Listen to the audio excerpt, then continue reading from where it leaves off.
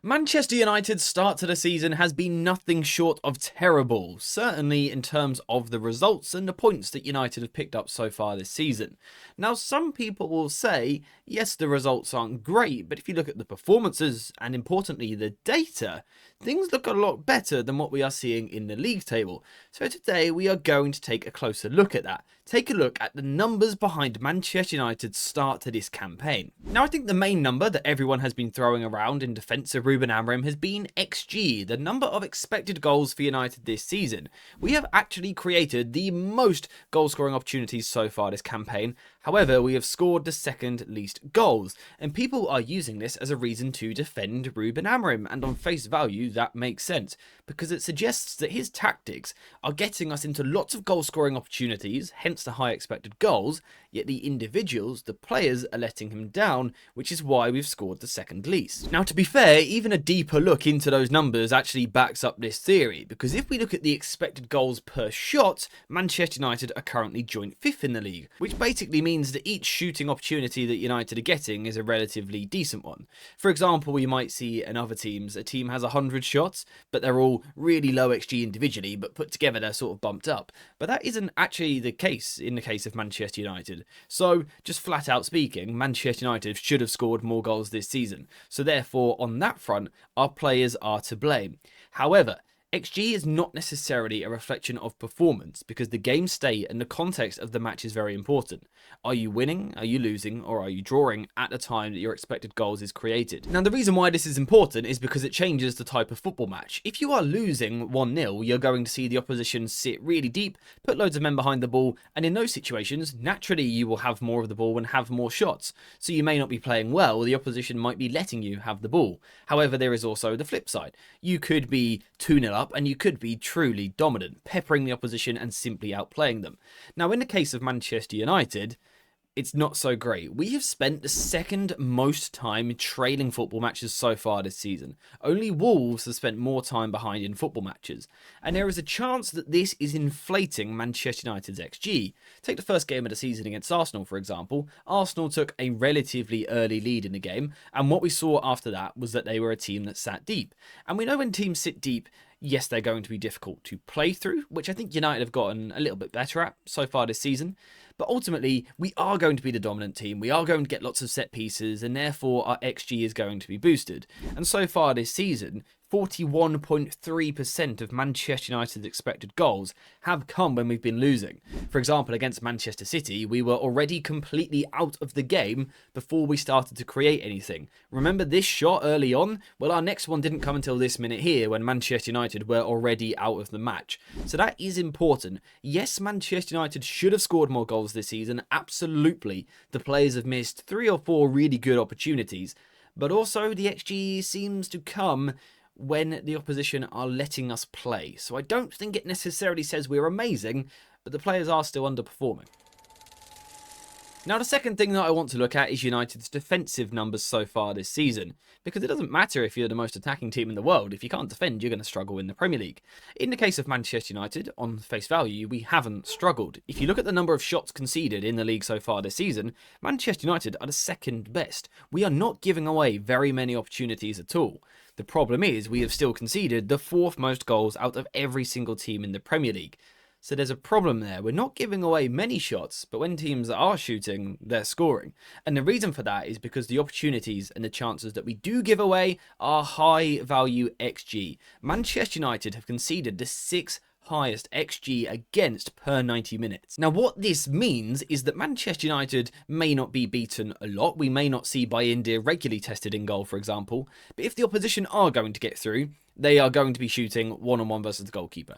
If the expected goals against was lower, we could assume that we were forcing the opposition to shots from distance. That would be a good thing. But realistically, when teams are getting chances, they're good chances. Now, of course, we have to look at Bayindir in goal. A terrible start to the season in terms of his shot stopping. Certain other parts of the game he has done he's done all right so far this season, but shot stopping, absolutely not. There is an argument that he is costing us a goal a game, which is not good.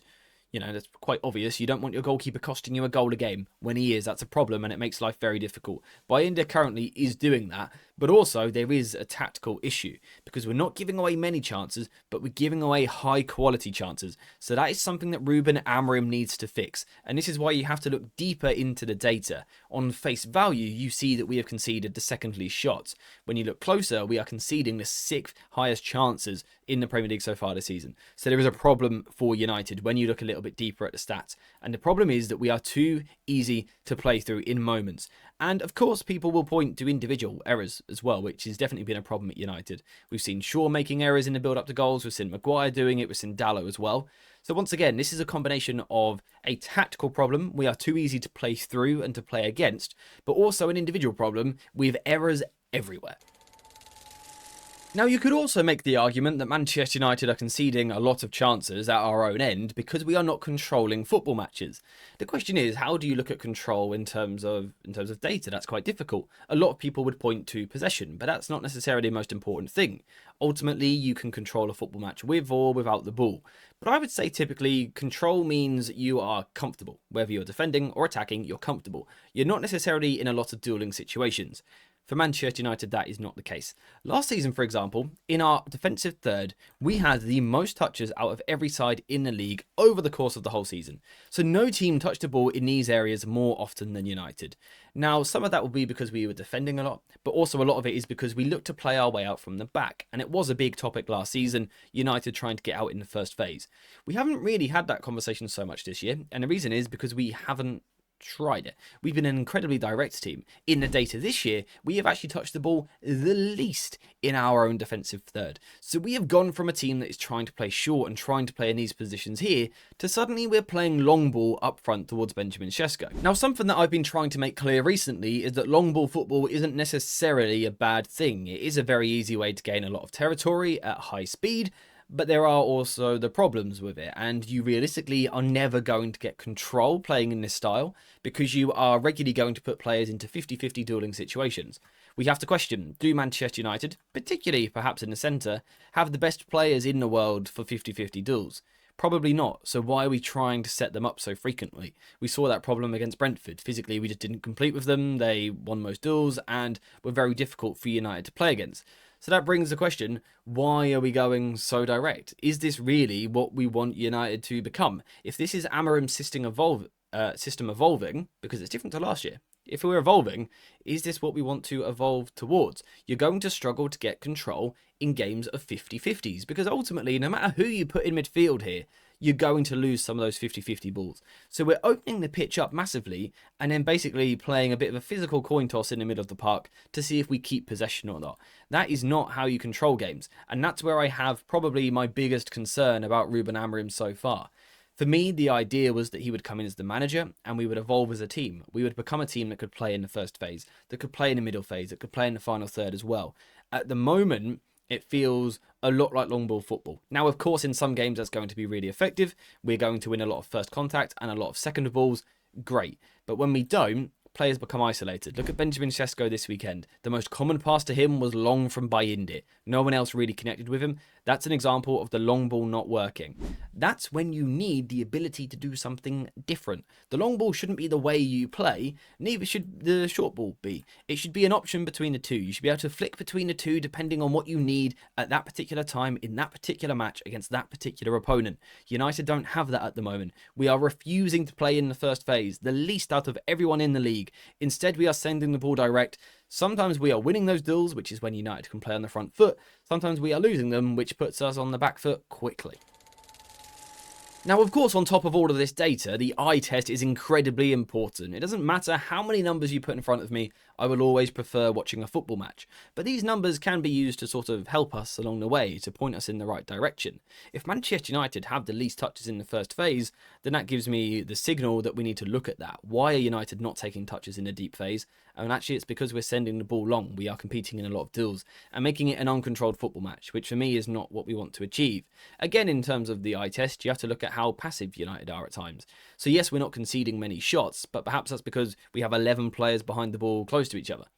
you know, United are passive. We play quite defensive. We're not front-footed against the opposition. And of course, even still, with a lot of players behind the ball, when the opposition are getting through, they are creating high-quality chances.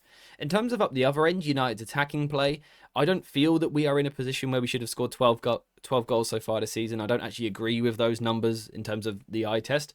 But I certainly think we should have scored more goals than we had, which sort of brings me to the conclusion of two things. First of all, the system isn't working. For me, we are not defending well enough. We're giving away too many good opportunities, and we're not evolving in the way that we play on the ball, particularly the slower game. We don't do it. It's very long, very direct, very intense.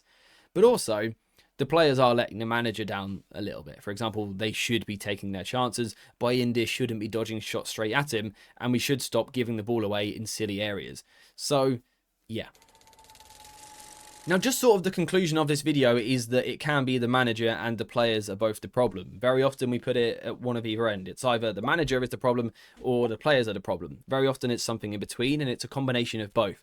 And I think this data proves that. Systematically, we are too easy to play against at times, but also individually, we're simply not good enough in key moments. So the manager needs to improve drastically, very quickly, and the players need to do the exact same thing. If either side doesn't step up in the way that they need to, Manchester United will go down and burn, which would be a problem. We don't want to see that. So hopefully Manchester United fix up on both ends. Hopefully, in terms of the expected goals and things like that, we get closer to what we should be doing. We start taking our chances, but also hopefully tactically we improve ourselves defensively to stop giving the opposition so many opportunities. And also on a goal scoring front, I would like to see United on the front foot, even when it's level or when we're winning, not just when we're losing. But those are all things for the future. For today, there's nothing left to talk about because this is the sample size of the data that we've got right now. So I'm going to stop the video there. Thank you guys very much for watching it. I hope you have enjoyed it. If you have, please leave a like, subscribe, and get your notifications on. And as always, I'll see you in the next one.